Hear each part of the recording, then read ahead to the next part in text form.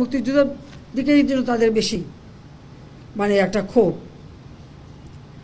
আমার একটা কথা নিয়ে তারা কিছু কতদিন প্রতিবাদ করলো। কি কথা বলেছিলাম আমি? আমার কথাটাকে বিকৃত করা হয়েছিল। আমি বলেছিলাম মেধা মেধা মেধা, কোটা না মেধা।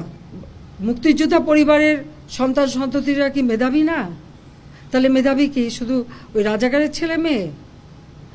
এটা বলার সাথে সাথে তাদের স্লোগান, তাও কি বিকেল 4টায় আমি প্রেস কনফারেন্স করি, কয়েক ঘন্টা চলে যায়, হঠাৎ রাত্রেবেলা বোধহয় 11টা 11:30টার দিকে দেখলাম অনেক ছেলে মেয়ে বের হয়ে আসছে, মেয়েরা হল থেকে বের হয়ে আসছে। তাদের স্লোগানটা কি? যে তারা রাজাকার, তুমি কে আমি কে, রাজাকার রাজাকার, তোমার বাবা আমার বাবা, রাজাকার রাজাকার। তার মানে তারা নিজেদেরকেই রাজাকার হিসেবে পরিচয় দিল। আমি তো তাদের রাজাকার বলিনি। তারা নিজেরাই স্লোগান দিয়ে নিজেদেরকে রাজাকার হিসেবে পরিচিত করলো সকলের কাছে। এবং এটারই প্রতিবাদ প্রত্যেক শ্রেণী পেশার মানুষ কিন্তু করেছিল, সকলেই।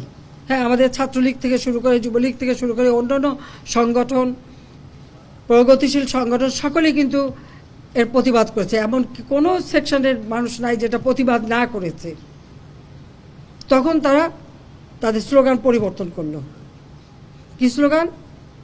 চেয়েছিলাম অধিকার, হয়ে গেছি রাজাকার। আরে রাজাকার তো আমি তোমাদের করি নাই, তোমার নিজেরা স্লোগান দিয়ে তোমাদেরকে রাজাকার করেছো।